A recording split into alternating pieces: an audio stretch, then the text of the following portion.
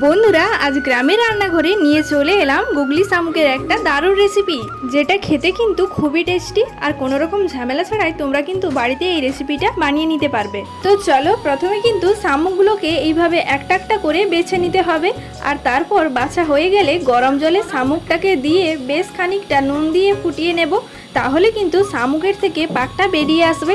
তারপর ওই জলটা ফেলে দিয়ে 2 থেকে 3 বার আবার কিন্তু জলে ভালো করে ধুয়ে নিতে হবে। তো দেখো, এরপর কিন্তু শামুকগুলো বেশ পরিষ্কার হয়ে গেছে। এরপর অনেকগুলো পেঁয়াজ কেটে নিয়েছি, তাতে শামুকটা দিয়ে দেব। আর তার সাথে একটু আদা রসুনের বাটা, সর্ষে বাটা, লঙ্কার গুঁড়ো, জিরের গুঁড়ো, হলুদ গুঁড়ো আর পরিমাণ মতো নুন দিয়ে তেল দিয়ে দেব।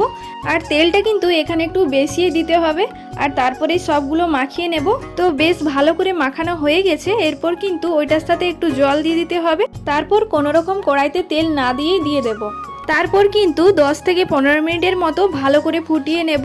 আর ফুটিয়ে নিয়ে শুকনো শুকনো যখন হয়ে আসবে তখনই নামিয়ে নিতে হবে। তো বন্ধুরা, আমার এই ভিডিওটা তোমাদের কেমন লাগলো কমেন্ট করে নিশ্চয় জানিও। আর পরবর্তী ভিডিও দেখার জন্য আমার এই চ্যানেলটিকে সাবস্ক্রাইব করতে একদম ভুলো না।